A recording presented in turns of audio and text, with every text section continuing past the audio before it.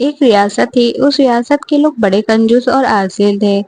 वह लोग हमेशा यही सोचा करते थे कि काश उनके घर सोने से भर जाते। भले ही उन लोगों के मन में सोने का प्रबल लालच थी, परंतु उस रियासत में रत्ती भर भी सोना नहीं था। किसी दिन जाने कहां से उस रियासत में एक सोने की चिड़िया आ पहुंची। चिड़िया बहुत ही सुंदर थी। उसे देखकर आंखें चौधिया जाती थी।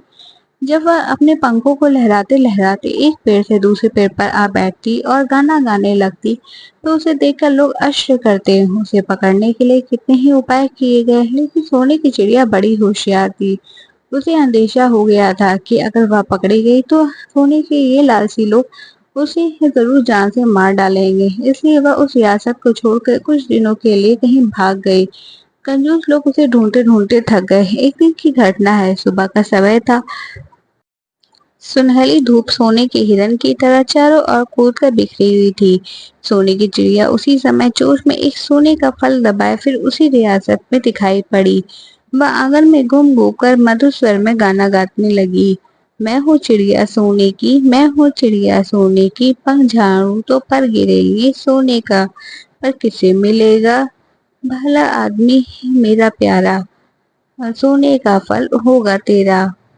ये गाते हुए सोने की चिड़िया का गाना सुनकर लोगों में सोने का फल पाने के लिए प्रतियोगिता शुरू हो गई। सबने अच्छे अच्छे काम का बहाना करके भले आदमी बनने का सोने का फल जीतने की कोशिश की। चिड़िया से हर एक ने अनुरोध किया, मैं ही भला आदमी हूँ, मैं सोने का फल पाने का योग्य है, मुझे फल दो। भले आदमी का दावा करने वाले लोग आपस में झगड़ने लगे।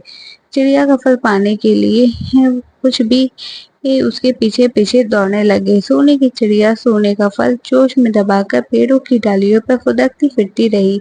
उसकी नजर में एक भला आदमी उस रियासत में दिखाई नहीं दिया। एक दिन उड़ते समय उसने देखा कि वैसाख के महीने की जलती हुई दोपहरी में लगभग 80 बरस का एक फिलहाल किसान खेत में कुदाल चला रहा है और पसीने में तरबतर है।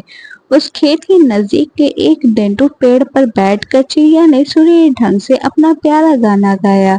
मैं हूँ चिड़िया सोने की, मैं हूँ चिड़िया सोने की, चोंच फैला के बड़े प्रेम से नदी का पानी पीती हूँ, भला जानकर सोने का फल बड़े प्यार से उसे देती हूँ।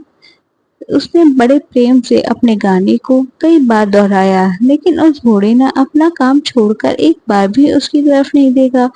सोने की चिड़िया को बड़ा आश्चर्य है। उसने मन ही मन तो जरा भी लोभ नहीं है। उसके पास जाकर वह बोली, दादाजी नमस्ते। फिर एक मिनट काम रोककर मेरी बात सुनोगे? बूढ़ा कमर सीधी करके खड़ा हुआ और उसकी तरफ देखकर बोला, क्या कहती है? जल्दी कह, देर होती जा रही है, कितना सारा काम बाकी है।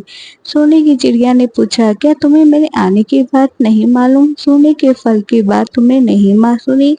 बूढ़ा अपने पोपले मुंह से वो मुस्कुराते हुए बोला, सब मालूम है, परंतु उस फल को लोग मेरे मन में नहीं। इसी खेत में मेहनत करके मैं हर साल सोने की फसल उगाता हूँ। मेरे बाल बच्चे उसे खाकर खुशी से दिन गुजार लेते हैं। इससे वह सोने का फल क्या ज्यादा कीमती है? बूढ़े की मीठी मीठी बातें सुनकर चिड़िया का मन खुश हो गया। फिर वह कुछ बोली नहीं और बूढ़े के सामने सोने का फल गिराकर वहां ना जाने कहाँ उड़ गई। बूढ़ा बड़ी दुविधा में फंस गया। सोचा, मुझे तो खाने पीने की कमी नहीं, मैं जैसा हूँ वैसे ही ठीक हूँ, अमीर बनने की इच्छा मेरे मन में नहीं।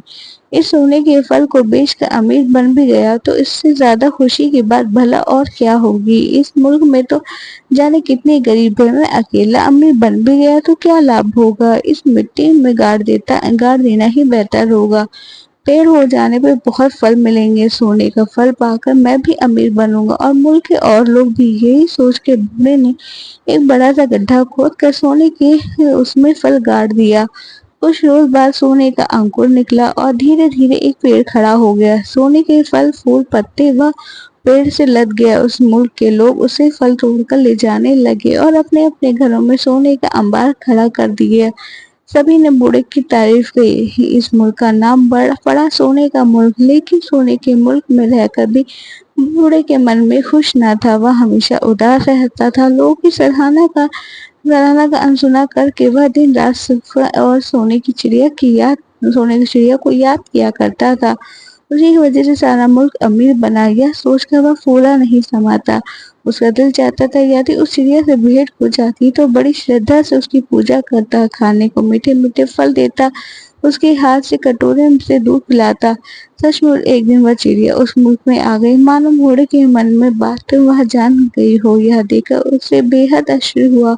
सबको आपको आपको आप आपको बार किसी ने उसकी ओर आँख उठाकर भी नहीं देखा। केवल वह बूढ़ा उसकी राह देख रहा था। उसने बूढ़े के पास जा आकर पालागन किया और पूछा, दादाजी सब कुशल मंगल तो है? बूढ़ी सोने की चिड़िया को देखते ही खुशी से नाच उठा, मानो उसे आसमान का चांद मिल गया हो। बड़े प्यार से उसने अपने पास बिठाया और बोला, सब कुछ ठीक है, मेरे पड़ोसी मजे में है, सभी मिलजुल कर बड़े प्रेम से रह रहे हैं। उनकी खुशियां देखकर मैं भी खुश हूँ, लेकिन एक बात ने मेरी नींद हराम कर दी है।